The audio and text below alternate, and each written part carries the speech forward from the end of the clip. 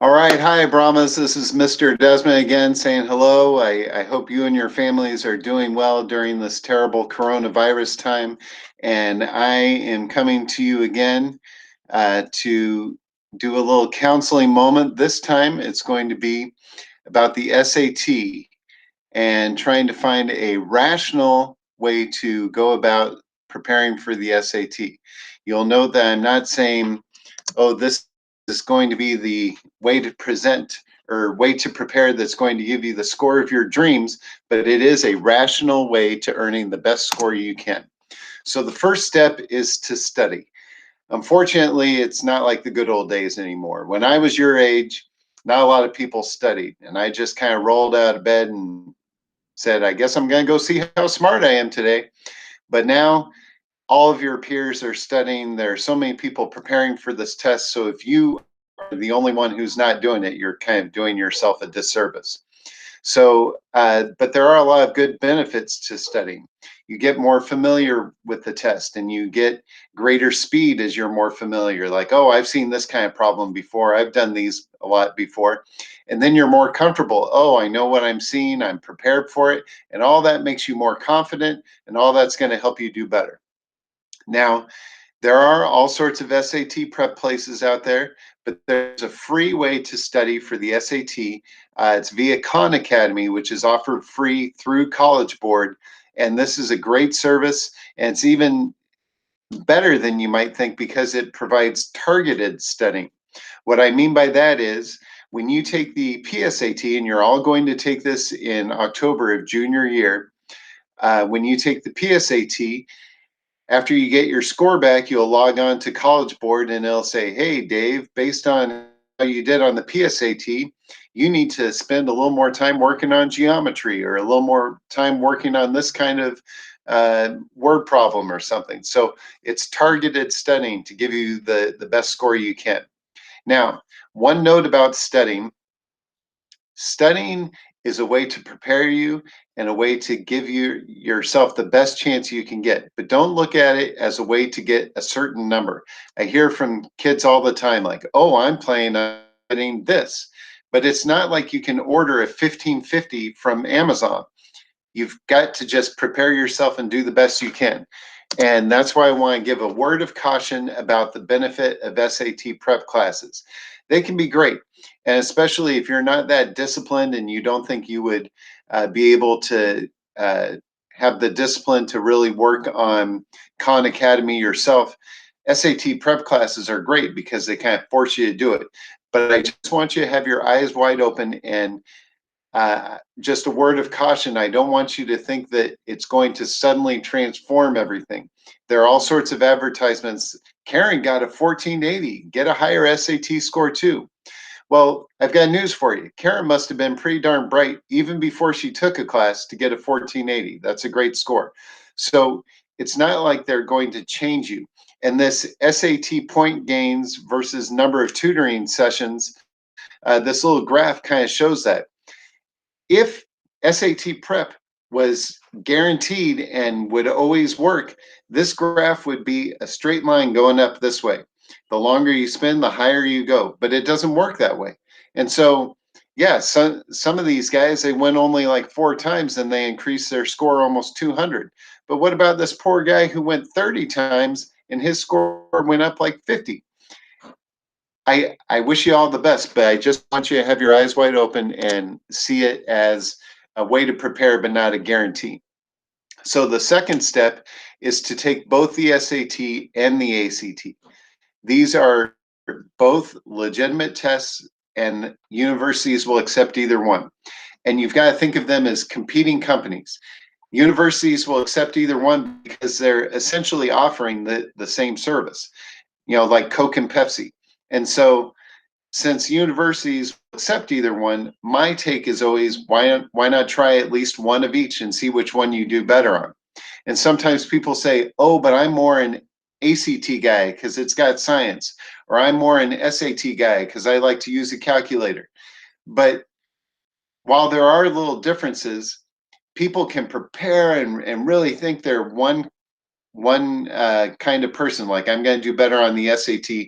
And then I've seen several times They take the ACT and they do better, or vice versa. They think they're going to be great on the ACT and they try one SAT and they do better. So there's no way a bad score can hurt you. And I'm going to talk about that in a little bit. And by the way, I don't think it is a bad score. It's maybe just not your best. Okay, but that can't hurt you. And we're going to talk about that now.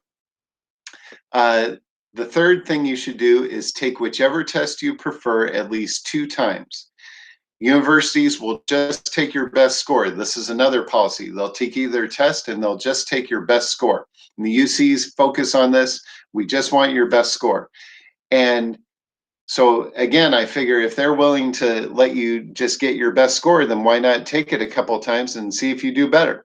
If you don't do that, you're not taking advantage of this policy. So there is a thing called score choice. And all the UCs, they say, please don't use this because it creates all sorts of problems. But score choice is a way of sending just one of your SAT scores. And you can do the same thing with the ACT. That's why they created score choice, because with the ACT, you can send just one score. And so sometimes people think, oh, that's great.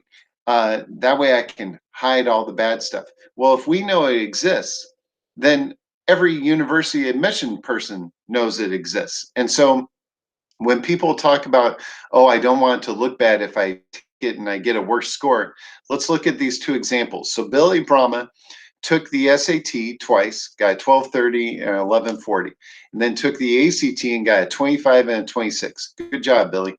And Marty Mustang, when he sends his application in, he only has the SAT 1230. Sometimes people think, oh, Marty's going to look better because look, that 1140, that's lower than 1230. But there's no admissions officer worth their salt that will agree with that, because they know that Marty could have taken the SAT 17 other times and scored terribly every time. They also know Marty could have taken the ACT 15 times and just didn't submit any of those scores. So I really want you to be logical about this. Universities will really just take your best scoring. Comparing these 2, they both be seen as somebody who got a 1230. So the last question is, when did I do all of this? The easy answer is whenever you're ready. So sometimes people take an SAT prep class all summer, and then they really want to take the SAT because they've been gearing up for it. That's great. Do it whenever you're ready. My take is the longer you wait, the better you'll probably do, because all of the classes you're taking are preparing you for college, and they're preparing you to do well on this test for college. So if you wait till toward the end of junior year, you'll have another full year of vocabulary, another full year of math, another full year of writing, and all those skills and all that experience will help you do better. And then if you take it at the end of junior year, you've still got time to take it a second time, whichever one you prefer, at the beginning of senior year. And so the example is both my daughters did the same thing. They waited till the end of junior year. That first Saturday in June, took the SAT. First Saturday, or the very next Saturday, took the ACT. Both thought about which one they preferred. They studied up for that one a little bit during the summer. And then at the beginning of senior year, whichever one they preferred, they took it one more time. And then they were done. No worrying about it, no fussing, because they knew they had done as well as they could. They had done their best. And one quick note on studying. I talked about studying during the summer. I always prefer that. Sometimes people study during the school year, but it kind of breaks my heart because their grades start to suffer because they're preparing for the SAT, and that doesn't make any sense to me. Okay, so here's my guarantee. It's not about a certain score. It's just that you will know you did everything you could to get the best possible score for you. If you do those 3 things, if you study in some way, if you take both the SAT and the ACT, and then whichever one you prefer, you take it one more time at least, then you'll know you have done everything you could to get the best possible score, and then you can relax and live your life and enjoy your life. Okay, so that's my advice on the SAT. It is strange coronavirus time, so it's still going to be time to play a tune and do something a little different. This is by a band called OK Go.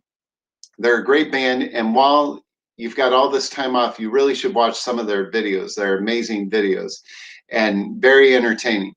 But this song is called Needing and Getting, because a lot of people think they need a certain SAT score, but needing it is one thing, getting it is another. I've been waiting for months, for years, waiting for you to change. Oh, but there ain't much that's dumber, there ain't much that's dumber than pinning your hopes on the change of another. And I still need you. What good is that gonna do? Needing is one thing, but getting's another.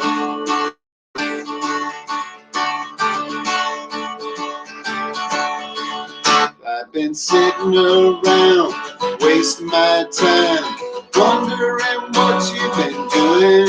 Oh, but it ain't real forgiving, it ain't real forgiving. Sitting here picturing someone else living, and I still need you.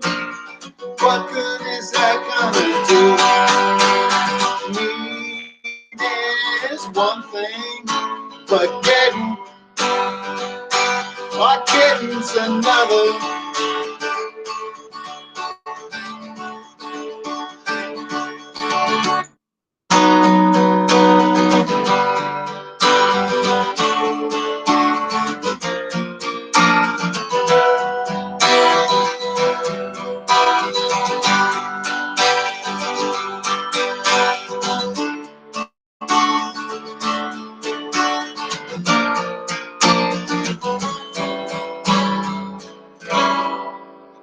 I've been hoping for months, hoping for years, hoping I might forget. Oh, but it don't get much dumber, it don't get much dumber. Pinning your hopes on the change of another, and I still need you.